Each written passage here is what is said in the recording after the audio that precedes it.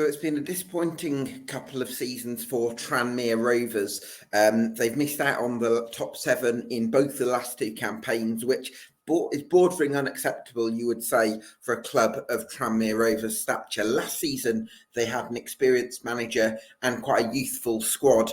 It didn't quite give them the results they were hoping for, and they slumped to a disappointing mid-table finish. This year, it's almost the opposite. They've gone for quite an inexperienced manager, certainly in number 1 terms in Ian Dawes, but they've made some signings of players that were proven in senior football, a statement that the Palioses still have some ambition as Rovers look for a route to promotion from League 2. Well, can they do it?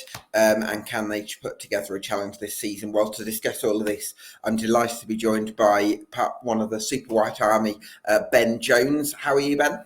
Yeah, I'm great, thank you. How are you doing? Yeah, I'm great, thanks. Lovely to have you on the show. We've not done one of these for a while, Yeah, so it's been a little while. Yeah, lovely to see you. First of all, before we really get into it, we're available on YouTube and on Spotify. I'm covering all 72 clubs across the EFL between mid-June and mid-July, so you can go give us a subscribe because that would help us out a lot, and go check out the other videos once you're done with this one. Coming to you first then, Ben. How do you reflect on the last couple of seasons and I suppose the disappointment at not reaching the playoffs in either of them? Yeah, I mean, going to the sort of couple seasons back, first of all, I think it's fair to say we overachieved the first half of that season with quite a weak squad. We didn't really have any significant experience or quality of experience that season. But then come January, we were in quite a good position and we blew that. Maybe didn't do enough in the January transfer window, which has been a running theme, and kind of slipped away a bit. And I guess that was somewhat the same this season. They're not quite as dramatic because we were, I think we were 8th going into the January transfer window. And then we've obviously finished a long way off the playoffs. So hopefully this time we're kind of in a position where we've got a bit more strength and depth anyway, so we can go the course a little bit better. But if we do find ourselves in a position come January where we have an opportunity to top 7, top 3, whatever it is, that we actually take that and we don't kind of squander it again. So yeah, it's been a frustrating one. You just kind of have to hope that coming into this season we've learned the lessons of what went wrong in those seasons. You'd have to temper that with this coming season with the fact that there's so many clubs spending a lot of money this season. So obviously with Wrexham coming up, it's kind of sparked a few other clubs to spend more than they normally spend. So you've seen kind of Doncaster spend more than they would possibly normally spend. Sure. Certainly Gillingham is spending more than they would normally spend. There's some signings, I believe, that are probably better than League 2. Whether they get those over the line or not, I'm not sure. Sure. But it's going to be a very competitive division this year. I think as fans, the main thing the majority would say if you asked them what they wanted out of the coming season was we want to be more consistent and we want to have more enjoyable football. There was too many games last year where we would dominate them and not win because we didn't have the cutting edge in the final third. And is the word dominating fair, do you think? I think there was some games. So, for example, we played Rochdale maybe November time. We had 20-odd shots, this, that, and the other, and we drew 1-1. I think they had one shot. If I can just sort of explore a point there, though, Ben, it feels like there's... I agree with you. I think for large portions of last season, there were definitely games where, you'd kind of come out of it from a Tranmere point of view thinking, something could happen there. We could have got on a better side of that result. But a lot of it was crosses from Cogley or Bristow that kind of flashed across the box. And I feel like it's important to make a distinction between that and actually creating really carefully crafted chances that are really high in quality. I don't necessarily know that Rovers did that. It kind of varied from games. I mean, we definitely tailed off from January, there was quite a significant drop in performance standard from that point. There was the run of games that led up to Mellon getting sacked that were just really poor. Sort of Bradford away, where some other games. Newport at home was the one, wasn't it? I think the season had kind of already gone by that point. I think we were already out of the picture. The players had kind of down tools because they knew the manager was leaving, and then after that defeat, they just kind of confirmed it. And then when Dawes comes in, he's tried straight away to change the style a bit, which gave us kind of an inkling of what we might see this coming season. But it's hard to motivate players who know they're not going to be there for the coming season, or they've already secured their moves, or whatever it may be. Sure. So I think it's quite challenging to because you've got the recency bias as well. Kind of you think of like the last 10 games, really, don't you, when you're kind of assessing a season? And the last 10 would give you a really bad picture in our case. I think we played the majority of the teams down the bottom and didn't pick up many wins. But I think with what's left over of the squad, most of the better players are still under contract. So your Turnbulls, your Tom Davis, Josh Hawkes, Kieran Morris. Yeah. I was actually going through the squad a few minutes ago, and I was thinking there's probably about 9 players in there that I would say, yep, they're proven League One performers. I'm happy to trust them at this level. I suppose the question is whether you can get a few of the other lesser proven players to really step up and join that group, if you like. I think that's the balance, and I think what I'm hoping to see this coming season is, under Mellon, you're kind of relying on a system where it's very organised, disciplined, and you maybe need kind of someone to do something out of the ordinary. A bit of individualism to win a game, kind of thing. Yeah. Whereas I think, even though it didn't quite play out at the end of the season, I think you could see that there was more intent there with the way Dawes wanted to play. We went straight to a 4-4-2 diamond / 4-3-3. It was quite interchangeable. Where did Hawkes play in that? So Hawkes was playing behind the striker. Okay. Now, I'll probably come on to this later, but where the interesting bit there will be, that would possibly be where you would want to play Kieran Morris. So, but I'll probably come to that later on. But in terms of like the style, I think straight away with Dawes, I think he's gone and said to the players, you've got kind of the freedom to go and express yourselves. We want to dominate possession, which we did in most of the games since he took over. We want to dominate possession. We want to kind of wear the opposition down, and then we want to get chances within the 18-yard box, rather than, as you said, kind of relying on kind of bombarding the box with crosses and hoping Kane Hemmings is going to actually move and get on the end of one. So I think, we should see it being a bit more process-driven this season, where there's a clear style of play. The question would be whether the midfield we have will be good enough to do that. It depends who plays in there. Rhys Hughes, do you think if he has a really good pre-season, do you think there's a chance that he could become a regular? The interesting thing is, if we stick with the 4-4-2 / 4-3-3, so you're playing 3 central midfielders, and we've got 8 on the books at the minute, if you count Kieran Morris as one of them, which I am at the minute.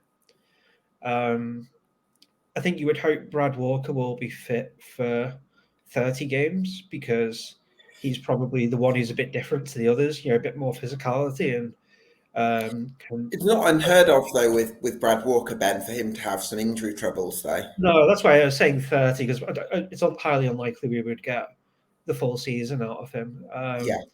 But kind of the problem we've got with most of the others, so your O'Connor, your Hendry, Merry, Hughes, that kind of quartet, they're all, physicality wise, they're all pretty similar. And while they have slightly different play styles, for all intents and purposes, they're similar players. They're not going to score goals. They're not good in the air or anything like that. So again, kind of the balance right in that midfield has got to be quite tricky. I mean, just to explore the point with Leo Connor there, then Ben. I've seen this sort of dilemma with N'Golo Kante at a higher level, where when you've got a player that's just an absolutely world-class ball winner, and then all of a sudden they're asked to play in a more possession system, it creates a bit of a dilemma, because more possession-based coaches, they want the deepest midfielder to be the conductor, if you like. And therefore, if you're a really high-energy midfielder, you're asked, well, can you do a bit more of a pressing job? But then if you do a bit more play higher at the pitch, you've obviously got to try and challenge yourself to either create something or at least pose a goal threat. So, which makes me wonder, for Leo Connor to become a key part of this system under Ian Dawes, has he got to add another layer to his game somehow? Yeah, I'd say so. I mean, I think I agree with you that he can't play at the base of the midfield under Dawes. I think you need someone there who can pick the ball up and carry it and kind of, break between the lines, which means it'll be Regan Hendry, basically. So Regan Hendry will probably sit in front of the back four. And then ahead of that, if we're assuming it's going to be a diamond at home in particular, you possibly have to get essentially two of our best attacking players on the pitch, which is Morris and Hawkes. You'll have to play Morris as a central midfielder and Hawkes at the tip of the diamond. And then that leaves kind of one space in that midfield. I mean, the one option would be for it to kind of morph from a 4-3-3 into a diamond. So you've got Hawkes starting wide left of front three, but then he can drift inside into the tip of the diamond. And then you could actually start with Kieran Morris on the right of a midfield three, and then him kind of tucking inside. And then what you can end up with is almost a 4-2-2, where you end up with Hawkes and Morris combining behind a couple of forwards. I think what we kind of need to achieve, because you look at the two strikers we've signed, which is Norris and Dennis, and you would assume they're going to play the majority of the games. Otherwise, we wouldn't have brought them in. Neither of them have got particularly any pace. So in a possession-based side, if you want to quickly turn it around, you don't have the option of quickly stretching the play. So there isn't really that counter opportunity there at the minute. That's a little bit of a concern for me in terms of the dynamics. Like I think Luke Norris and Kristian Dennis, they're good League Two strikers individually, but how they're going to work as a pairing. I think that will largely depend on how well we do manage to control games in terms of possession, because if we're getting 60% possession every game, then we will be high up and off the pitch that, you can get those two players in areas they can do damage. I think the thing there's going to be portions of games where you're not going to be able to do that, and then you're going to have Norris and Dennis really high at the pitch and quite isolated. That'll probably come on to another point I was looking at, which is the obvious interest in Ethan Bristow. In my opinion, he kind of is the best left back in the league, has absolutely everything to his game, and because of that, there's clubs higher up the pyramid and abroad that are looking at him. Now, what's the least you'd accept for Ethan Bristow, do you think? I know a lot of people bat their eyelids, but for me, it'd have to be $1 million. I think a lot of Tranmere fans, it'd be a lot less than that. I think not just because of the play he is, but also because if you take him out of that side, there's very little athleticism in there. And I think that he actually provides us the potential counter-attacking element to the side. We saw in quite a few games last year where he would, bombard up the left wing all the way from left back, carry the ball 80 yards, and admittedly he would then put a cross in where there was no striker in the box.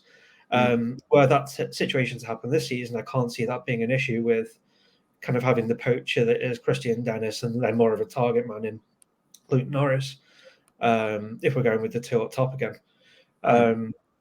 So I think it's really important we keep him unless there's a figure you can't afford to do you know what? I think the real advantage of having Norris and Dennis simultaneously, I've spoken about the disadvantages, but I think the strong point is that I think Luke Norris is a really brave centre forward. So I expect that when crosses are going to... Most strikers in the modern era, they like to sort of drop back for a cutback nowadays rather than really go and attack the near post.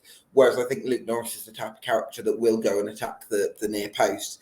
And I think what you get with Kristian Dennis is he's more of a canny operator where he might peel off a little bit. Yeah. And so I think that it's possible that they'll complement each other. So if you can stop Norris getting to the near post, you've then got to worry about the pullback option with Dennis. Yeah. And if you're constantly focusing on Dennis, then Norris is going to be it. So it's that that dynamic, I think, could be really... At the same time, last season, our strikers didn't cause that kind of chaos in the box. So if this season, if we do have that from our strikers, you're then probably providing space on the edge of the box for Hawks and Morris, who are both very good on the edge of the box with their finishing. Both have scored a number of goals from outside the box for us. And it was quite apparent last year in various games, especially when Hawks was the only one playing because Morris was injured either end of the season, that the opposition teams would basically double up on him to prevent him cutting in and having that shooting chance. Yeah. Whereas if you've got a striker in Dennis who's hopefully, still moving around pretty well. And making I think his movement's really good, to be fair. I wouldn't worry about that side of things.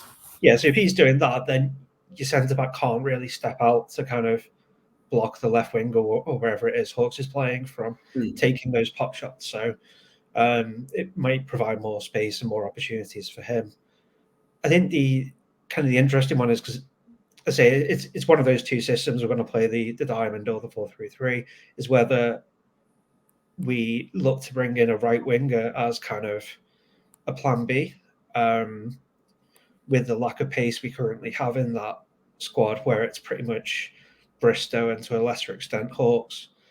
There isn't a whole lot else, so we might look to bring a right winger in who can be a kind of a plan B off the bench if we're maybe leading a game and we want a counter-attacking option while we're trying to, you're hanging on 1-0 against a good team, whoever it might be, and you're under a bit of pressure, you need that outlet. So I wouldn't be surprised to see us bring someone with that kind of profile in, because that isn't really what you get out of Kieran Morris. He's kind of, just a relentless energy rather than the kind of explosive energy. And then the other one is kind of the right back. Obviously, Josh Cogley going is a blow. It may not be a massive blow in a possession-based system because his passing was probably the weakest part of his game. It's very interesting you say that, Ben, because I've spoken to one or two possession-based coaches that actually aren't necessarily as keen on Josh Cogley as maybe us as kind of different observers of Tranmere might be, because I think his main strength is that athleticism, the fact that he is so quick and strong and he's so good at attacking the flank.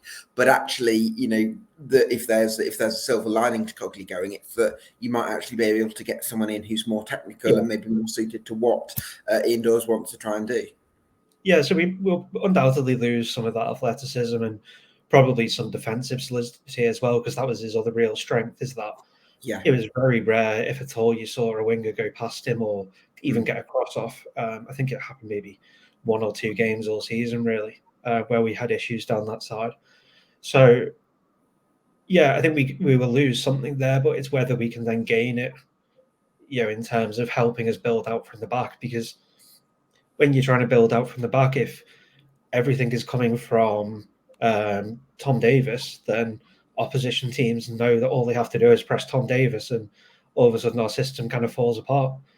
Whereas, if you can play out from the right back position as well, then it gives you kind of more options in terms of the playing out from the back.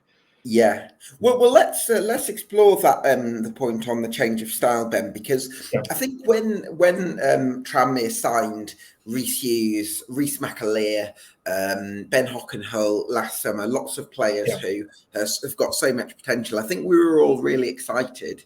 And now I think with all of them, maybe apart from Rhys Hughes, who did finish the season well under doors, we've kind of forgotten about some of them because they didn't really feature as much or they didn't quite cut it. But I'm wondering, actually, under new management, will we almost be reminded of why we were excited about some of those signings in the first place, given the change of style that might suit a few of those players who might get a few more opportunities under a manager who we're hoping, I suppose, is going to be more open-minded about younger players? Yeah, I think that's definitely the case. I mean, I would imagine, as I say, we've got 8 centre mids. I would imagine that Rhys Hughes is quite high up that list in terms of where he is in the pecking order. He turned in a few decent performances towards the end of the season. He isn't quite the finished article yet, so I can't see him being a starter to begin with. But he'll be on the bench and probably providing that point of difference. He scored 2 Where would he direct. play in a diamond, do you think, Ben?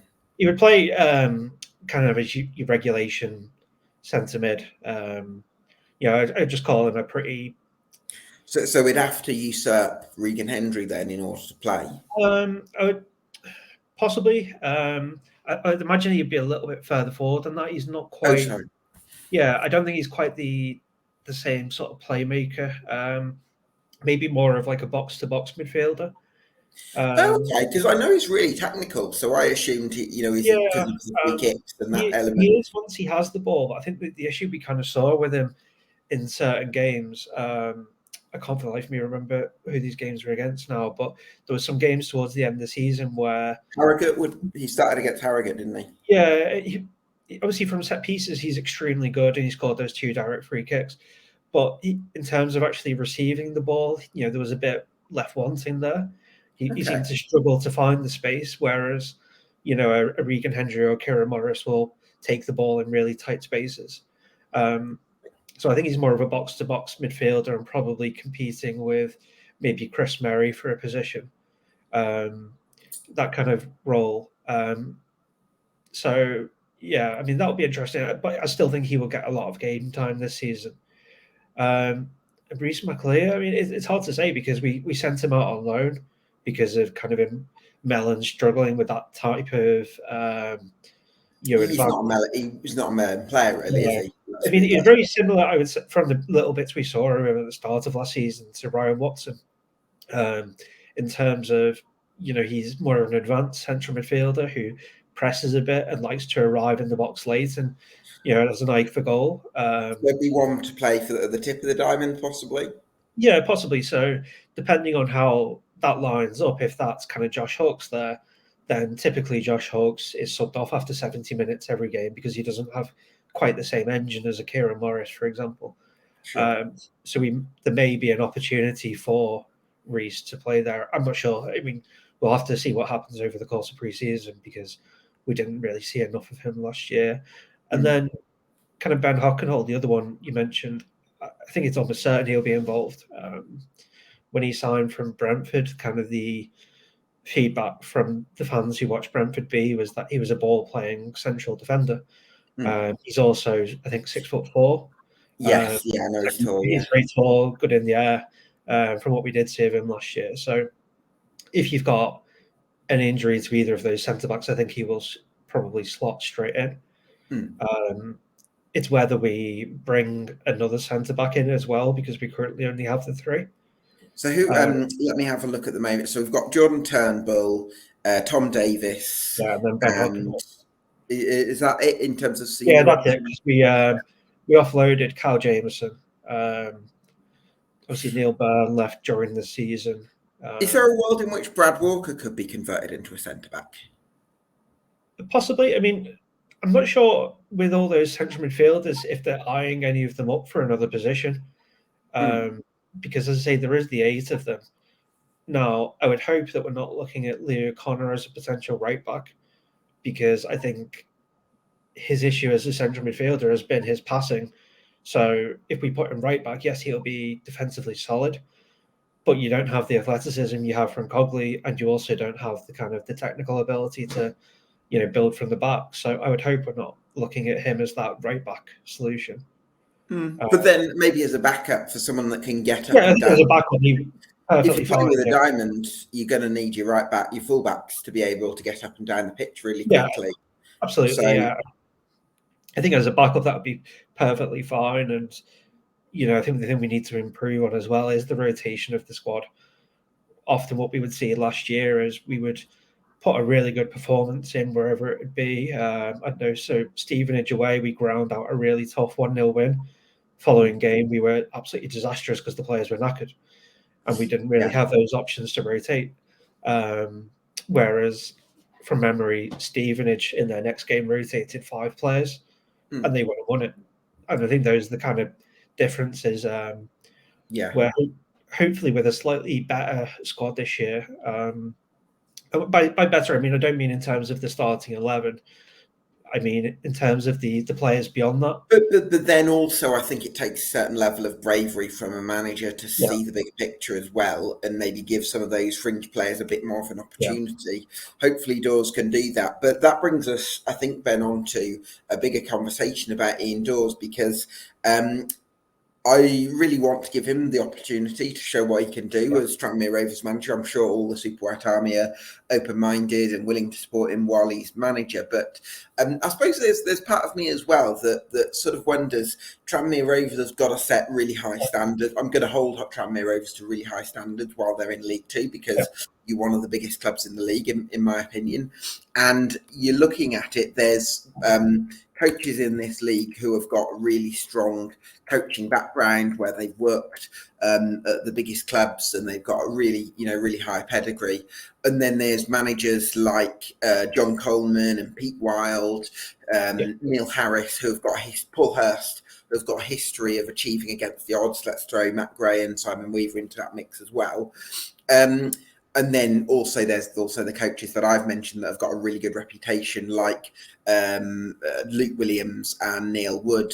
And then there's other managers who've succeeded at this level before, like Michael Flynn and Dave Challoner. And it just makes me wonder, the competition in League Two this season, as we've discussed, Ben, is going to be incredibly strong.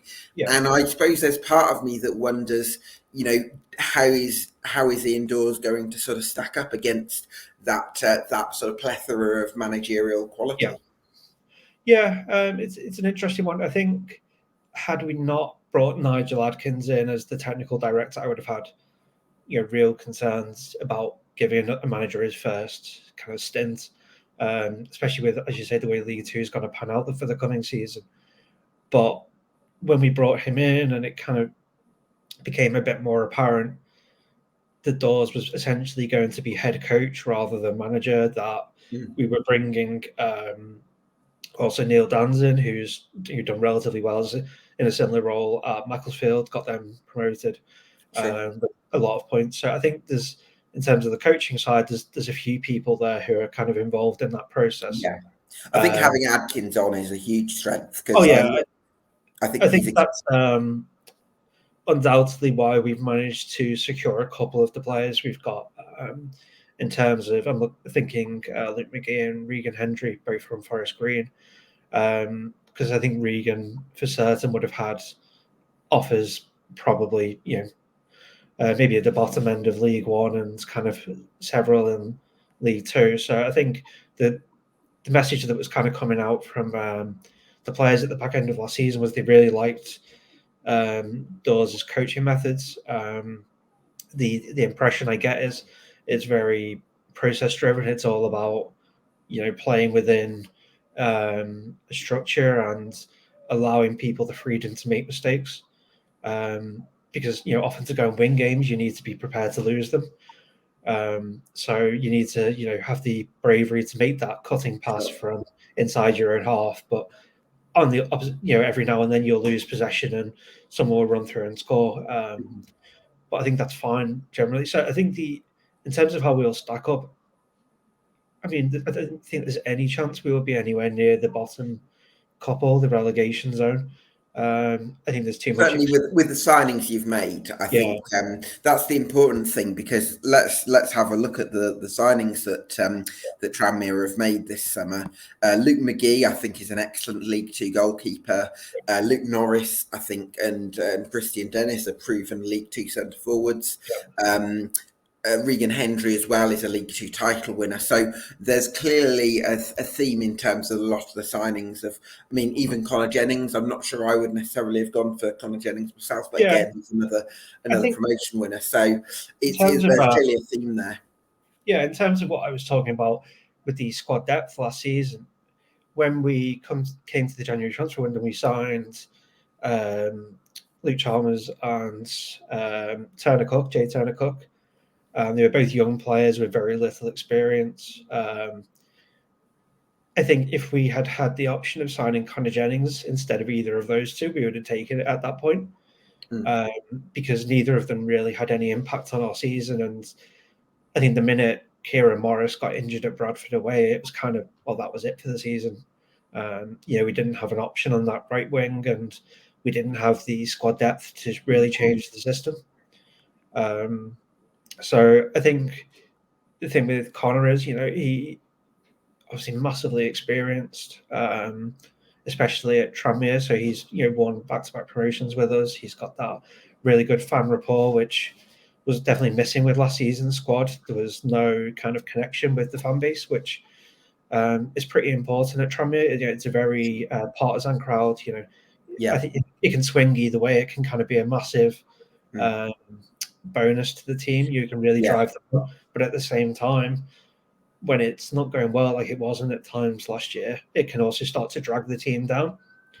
But if you've got someone like Connor Jennings, who has a hell of a lot of credit in the bank, they're going to get firstly that bit of extra credit with the fans, bit of more time. Yeah, you don't want to go too far down that route. I think it's a bit of a. He's not going to be a starter. I think from what I can see, his role is going to kind of be, we're kind of, I don't know, running down the clock. You've got 10, 15 minutes to go. Hawks has done his shifts, got a goal, an assist, whatever, and you bring Connor Jennings on just to basically harry the opposition defence and create a bit of chaos there. So he's basically the plan B. And if you look at what our plan B was last season, it was Joel Mumbongo, Jake Burton, and Luke Chalmers, these guys just were nowhere near them. No. I take that point, Ben, but I also think being a better. I agree with you that Connor Jennings is a better backup option than what Tranmere had last season. But it's also a stronger league than it was last season.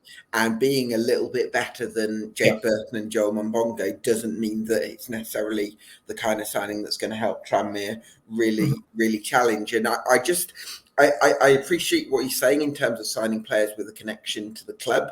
But I also think that if we look at the smartest clubs in the league who consistently outperform their budgetary rank, Brentford, Brighton, Luton, Plymouth Argyle, they're not the kind of clubs that would necessarily sign a club legend and think, he knows the fans like him, let's get him in. So that's why I'm just a little bit cautious. I think one or two signings like that, no problem, but I'm kind of going to put a bit of a cooler on that one. The other ones keep kind of in mind with those attacking positions as well is two guys we haven't spoken about yet, which is Charlie Jolly, who was injured for the whole of last season.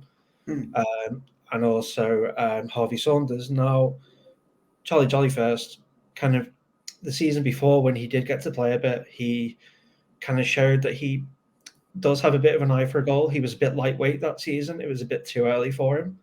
So it'll be interesting to see how he kind of comes back and, if he's bulked up, and then you look at signing of Kristian Dennis, who's kind of a more experienced version of Charlie Jolly maybe.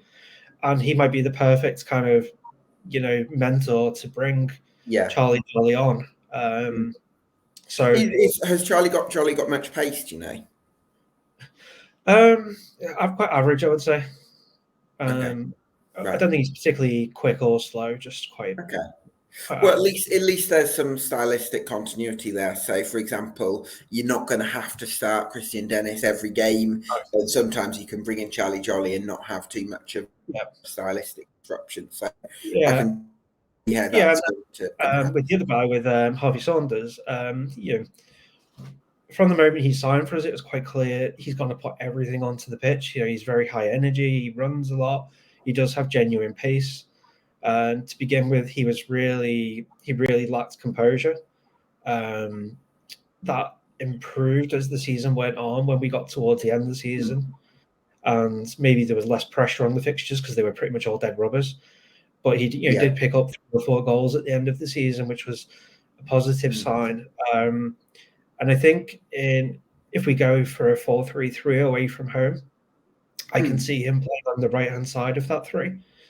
I tell you the thing that I think Harvey Saunders has in his favour, even though he's not necessarily sort of fired on all cylinders just yet, is I think he's a good cultural fit with Tranmere Rovers as a club. And admittedly, I'm slightly contradicting my point earlier about Connor Jennings. But I look at Elliot Neal, for example, who probably did better at Tranmere than he's done at Crewe. And I think that's because although Crewe fans are a very patient fan base, they're not the kind of fan base that's going to cheer someone on when they're chasing down lost causes and running the channels and chasing everything. That's just not culturally how they work. Tranmere fans, I don't think culturally are quite as patient as Crewe fans, but I think they absolutely love a forward that chases lost causes. And I think if they see someone who's absolutely giving everything, they'll get behind them. And that's why I think Harvey Saunders might still come good, because I know he had to come into football very late. I think he was initially a waiter. He went in via the part-time route, and it was very much and then in the end, I think he ended up going to Fleetwood. And so it's a bit of a surprise, I suppose, that he's a Football League player. And I think he's going to go all out to make the most of that opportunity. And hopefully Tranmere Rovers fans, I think Tranmere Rovers fans will see that. Yeah, I think definitely. I think if it had been, I don't know, a Luton Norris type striker who had come in January and not scored, there would have been, a lot of, I don't know, anger, but there would have been people frustrated there. Whereas with Harvey, because he was running his socks off every game, it got him a bit more credit, a bit more patience from the fans, and they could see there was more to his game. Pardon me 1 second. Just a bit of hay fever. And they could see kind of there was possibly something in there the same way, as you say, we thought there was something there with Nevitt. No, with Nevitt, he didn't really kick on again. He had that good, relatively good first season where he got a few goals, but then the following season didn't continue that upward curve. So I guess that's kind of the challenge for Saunders, is he showed signs of improvement on the back end of last year. Can he now continue that into this season? He's not going to start every game, but when he does, he really needs to take, advantage of it, those chances, and I'm hopeful for him. Yeah, well, hopefully he can have a good season. We've talked about the change of style at Tranmere, Ben, but I know that certainly a large contingent of the support base, and even to an extent the owners, even the Palioses, are very big on they want their team to get the ball forward early. And I suppose I'm kind of curious, if how does Ian Dawes sort of balance wanting to implement the styles that he wants, whilst also making sure that his side play very much on the front foot and are aggressive and get it forward early at times in order to please the Palioses and the fan base as well? Yeah, it's definitely a tricky one. Results makes a big difference, doesn't it? If you're winning, if you're winning enough games, maybe not enough to top 3 or whatever, but if you're winning a reasonable number of games, then buys you a bit more time. I suppose with the way Mellon played, the system kind of lent itself to a lot of draws, which is what happened. There were always tight games, 1-0 either way, draw. I suspect that with the system we're looking at playing under Dawes, that isn't likely. I think we could end up beating teams 4-0 and then quite equally losing 4-0. I think there'll be more exciting football there. It'll be more open. No, it's whether we're on the right side of those, hammerings of opposition compared to do you think that's a net positive, Ben? Do you think Tranmere are stronger within the league than they were last season, bearing in mind the league has got stronger itself? I think it's quite a tough one, because if you'd have given this squad to Micky Mellon, the squad that we're going into this season with now, the more experience, I would probably back him to get a top 7 spot. Now, in terms of this year, what my expectations are kind of, we'll be very comfortable in the division. No kind of lower than we were last year. But for us to get top 7, it's going to take a few players to really, kind of show their potential a bit. and the system to bed in really well. If we take 10 games to get the system running and we have a bit of a slow start, I think mid-table basically this season for us. If we start the season all guns blazing, we blow a couple teams away, and Dennis and Norris, both get a few goals each at the start of the season, so it kind of gets the fans behind them. Then, kind of going back to what we were talking about with the fans earlier, with them being very, swing one way or the other, it creates that big positive momentum. And I think with the better depth, we could maybe then push for the top 7 together. It's really all on that start. Yeah, hopefully that's the case. I want to go to the goalkeeping position now, because that was probably an area where you maybe struggled with a little bit last season. But Luke McGee, he's had a very good 16-17 season with Peterborough, a very good 17-18 season with Portsmouth, and an excellent 21-22 campaign with Forest Green Rovers, as well as probably the year before with them as well. So he's had 4 excellent seasons sort of in his CV. Obviously struggled a little bit more with Forest Green last year, but if I'm not mistaken, the decision to replace him in January had more to do with an intervention from Dale Vince, as opposed to Forest Green choosing that on an operational level. So I think he's a very good League Two goalkeeper, certainly. I think you've done really well to get him, and hopefully he's someone who can improve your chances. And if you maybe do have a few of those type games that you had last year, maybe he's someone who can help you get on the right end of them. Yeah, I think between Bristow here, who ironically is now at Forest Green, where we've taken Luke McGee from, and Hughes, they probably dropped us a good 12 points between them last season. There was games where we didn't play badly enough to lose, I don't think, and we did. Just off the top of my head, we lost 3-2 at Stockport with 2 goalkeeper errors. We lost 2-0 at Doncaster in a game we dominated with goalkeeper errors. We had best part of 70% possession in that game and 20 shots or something. And then there was Carlisle away, again, 2 goalkeeper errors. So in some really big games, we were found wanting. And I think the thing I said to you at a couple points last season, we don't necessarily need the best goalkeeper in the world, although I do think Luke McGee is very good for League Two. But what we need is someone who's going to be reliable and not churn out all those howlers that were just going on and on. Yeah, last season. It does make you wonder, actually, doesn't it? Because you've got a much better goalkeeper than anything you had last season, and you've got probably 2 way better strikers than anything you had last year. And it's those fine margins that it does make you wonder if the performance levels for last season are similar between the boxes. You're probably going to be stronger in both boxes than you were last season. So maybe you're not quite as far off as perhaps. Yeah, that's kind of what I'm saying in terms of the momentum. I think we'll be top half regardless, but I think if we have that good start, I think that will be enough to see us through, especially as we know that, as a club, we don't overspend, which means come January, if we are in a good position, we can then go and improve.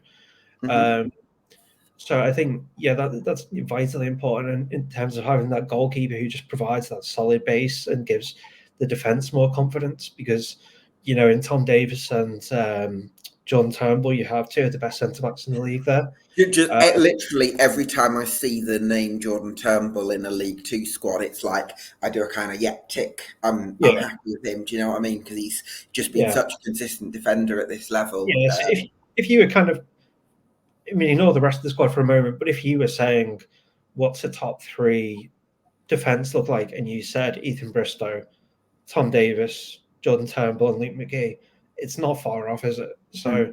At the right, if you can hit the jackpot in the loan market for a right back, then actually that's looking like a really good defense. Yeah, I think we may have missed out on 1 or 2 targets there, but then we've also kind of pipped some clubs to other players, so it kind of swings and roundabouts. But I think that right back position is really important to how it'll play out. But I think with what you're saying there about the keeper and the strikers, we have improved those key areas, and hopefully that achieves what I was saying earlier, which is the better consistency, where we're not kind of, beating a top 3 side one week and then losing at home to Newport the following week. So, I think that's the main aim there. And then, if we finish 10th and we've played decent football all season, it's nothing to jump up and down about. But I think in the context of some of the budgets going around the division this year, it wouldn't be the end of the world.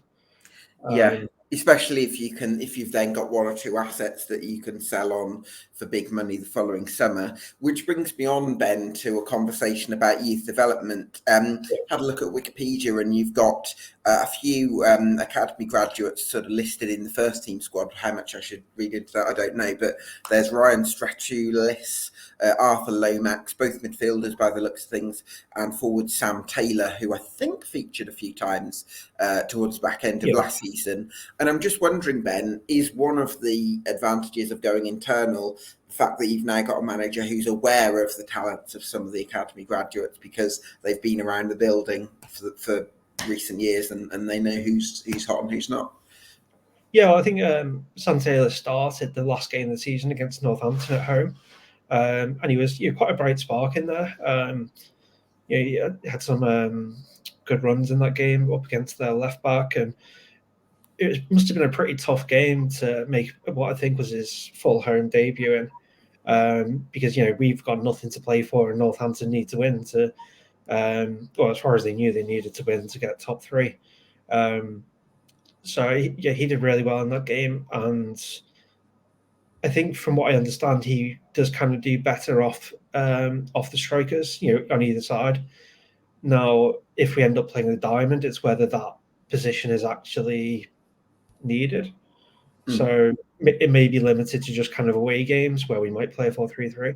Could he be the quick option from the bench that we were talking about? Yeah, I think that's where he may find quite a few minutes, but he's kind of competing against Harvey Saunders there as well, who's maybe got a little bit more experience and so on. But yeah, like you said, with having Dawes at the helm, with having Neil Dans, who's relatively young, he's only just come off the back of playing, really. I believe he retired from international football 2 weeks ago or something. And then you've got Andy Parkinson, who's also quite young and was involved with the youth setup. That you've got these guys who are going to be quite hands-on. They're going to be very key on bringing these young players through. It's been a little while since we have had anyone come through. So yeah, I would like to see him get some opportunities. I think the things like the Johnson Spain Trophy or whatever it's called now, the Pizza Cup. I think that those kind of tournaments, he'll probably get some minutes there, and then see where we are after that. But I definitely want to see more of these younger guys getting minutes, but in roles that actually make sense, not just kind of shoehorned into random, played out position like Reece Hughes last year. Start of the season, he was being played on the left wing. Sometimes youngsters have to do that, Ben, in order to, when there's a real need for someone, you've got to be able to take your opportunity where it comes. It's funny you mentioned the Northampton game, though, Ben, because I feel like every other season, Prenton Park hosts a promotion party, because I think back in 2015, Bury went up at Prenton Park, and then they went up at Prenton Park again in 2019, and then Northampton went up there. I don't know whether there's been any other final day stories of that, but it's weird. They're always further back. There's been a few. They're the 3 recent ones. Yeah, it's weird. Hopefully there'll be a promotion party for yourselves next time around. I want to talk to you about where you are with the Palioses, Ben, because for a long time, my perspective on it has been that Tranmere Rovers are incredibly lucky to have people who care about their football club, who run the club, who want the club to be a community club and look after the people of Birkenhead, and want to run a sustainable club, which not everyone in the EFL does. So I think there's something to be really grateful for. Also, the fact that they've made some big additions, but I suppose I also want to pay respect to the side of the Super White Army that's maybe a little bit frustrated that they've been paying top dollar in recent years, really expensive season tickets for not necessarily the best value for money in terms of the football on display. Yeah. And so I wondered where you are with all of that.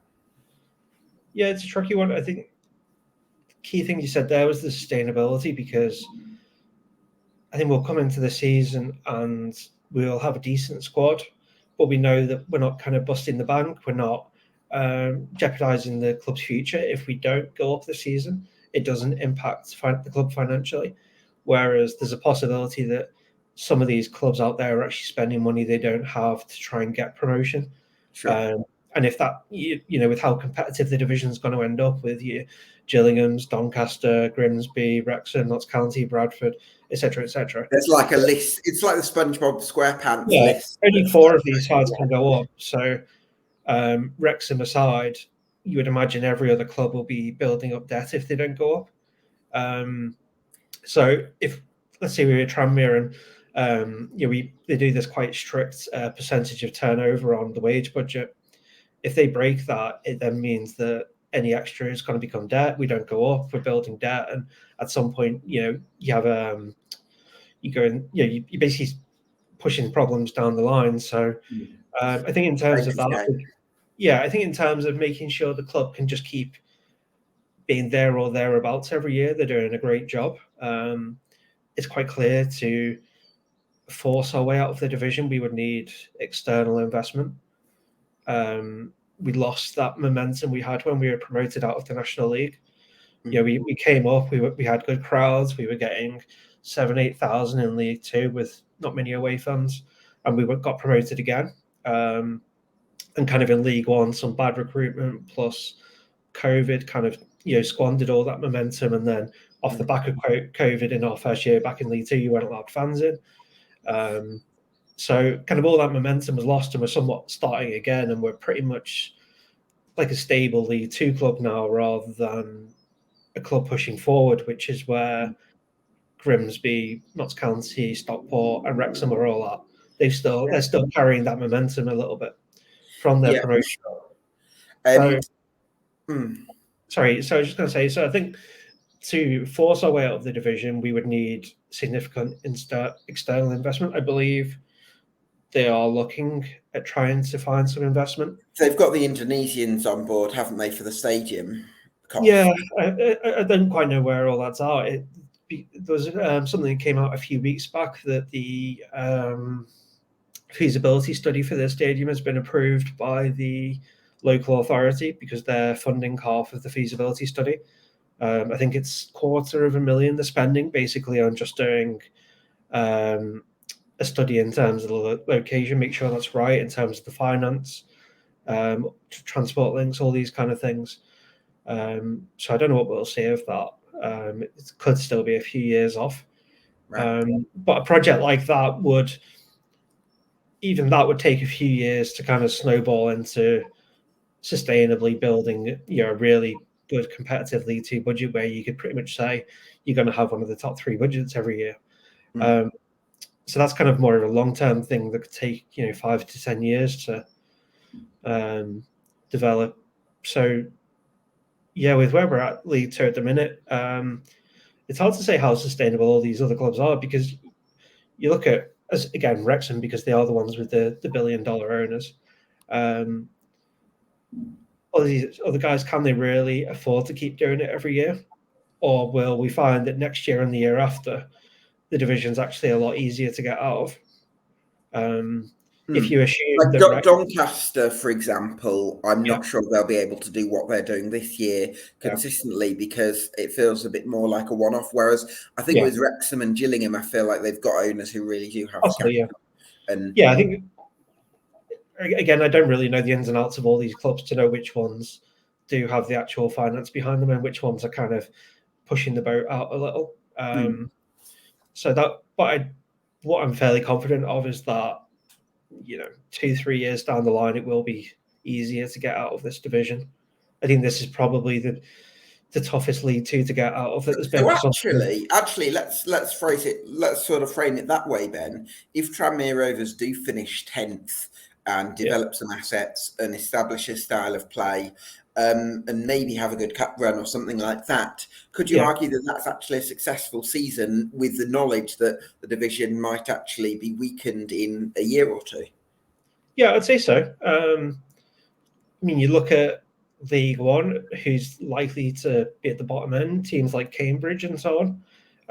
They're not going to come down with massive budgets if those kind of teams come down. So, because someone we haven't even mentioned is MK Dons, because they're going to be another club with a big budget. They've made some big signings already, haven't they? Yeah, like Craig McGillivray and Cameron Norman. Yeah, it does go in these cycles every now and then that you kind of have a year where there are quite a lot of big budgets, and then 3 or 4 of those go up, and all of a sudden some smaller clubs come down, and it equalizes a bit. And I think where we are at, definitely, if we finished 9th or 10th, did reasonably well in the cup, we have a style of play that's nicer to watch and that can continue. Because one of the key things Mark was saying when he appointed Ian Dawes was, with this role of head coach, it shouldn't be that when we change it, we have to change style of play. It should be that we're bringing in another head coach in to continue from this formula. So what we're working towards this season, if it goes well, should be our style of play for the next 5 years. So when we bring, if Ian Dawes does really well, somehow we get promoted or top 7 and he gets a League One offer, for example, then we bring someone else in. He's going to get a League One offer, I feel like his best chance of getting into League One is probably... So I'm just going to spitball, and in terms of if he did go for whatever reason, just making sure it continued. So I think, that would be the general parameters for a decent season. It's still not anything we would jump up and down about. Sure. As a fan base, even with all these other clubs spending money, I think a lot of fans would still maybe not expect, but want us to be in that top 7 mix.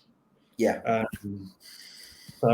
it's going to be an interesting one. I wouldn't say I'm quite as nervous about the season as I have been in previous seasons, where there was that expectation that we would get top 3 or top 7. I would say there's more of a freedom, which, who knows, that might actually just take the shackles off the team and allow this new system to develop, and we may end up doing it more organically, a bit like when Mellon got promoted when no one expected it. He brought the National League squad up, didn't really improve it. In fact, we lost Andy Cook, and we got back-to-back promotions. So there might be a similar kind of vibe this season, where because there's less pressure, it makes it easier to achieve. So we'll see. We'll see. I'd have to say, Ben, speaking to you about Tranmere, I'm now feeling more optimistic about Tranmere than maybe I was an hour ago. So that's very interesting. I'm certainly going to have certainly a lot of food for thought in terms of my predictions. So very interesting. I do want to ask you the question though, Ben.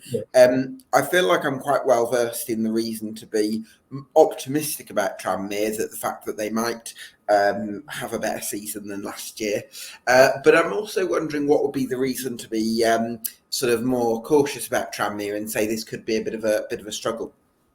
I think it would probably be the change of style. When you look to play this expansive style, it can kind of go either way, really, can't it? If you're looking to dominate possession every game, you can smother teams, you may win, but also it means generally that you're leaving yourself exposed to the counter-attack. And with us losing Just Takers Cogley, not knowing who's replacing him, we've lost a bit of that kind of pace against the counter-attack. And especially if Ethan Bristow is to go as well, then all of a sudden against the counter, we might be susceptible there. And much like under Keith Hill in our first season back in League Two, when we were a possession-based side, I think we had the second highest average in the division after Bolton. But we also got turned over quite badly by teams that basically just sat back and countered, like Cheltenham and Morecambe and some of these sides. So I guess that's the risk of this season. Is that we are rigid in this style. We aren't quite good enough to play it. And other clubs find a way of countering it, and then they all kind of replicate it. I do think kind of the worst case scenario with that is still that we are mid-table though. I think there's enough experience in the squad that, even if things aren't going well, they will find ways to win games and grind results out. There's certainly a core of really experienced, proven players. So I can definitely... Kieran Morris, Regan Hendry, Norris, Dennis, blah, blah, blah. There's so many of them down the spine of the team. I'd be surprised if we finish lower than, say, 14th. I actually think realistically it's quite a narrow window where we're likely to finish, which is that kind of 14th to 8th region. Yeah, although I feel like it's a weird season in League Two. I don't know if you've had a chance to sort of pencil in your 1-24s yet, but I feel like there's definitely teams that I think I'll sort of look at it and think, where do I think they'll finish? I'll put them, I'll put them in the playoffs. And then actually, when it comes to it, they're like about 16th or 17th on the list. So it's still time for some real wild card signings to change everything as well. Because if we go out, for example, and sign a marquee right winger, and we play a 4-3-3, and he scores 20 goals and basically drives us to promotion, then all of a sudden, because one name I forgot to mention, kind of as we've been talking, is there's been some links with Lewis Kumas at Liverpool. Obviously, son of Jason Kumas, who's a bit of a Tranmere legend, probably the best player to ever play for us.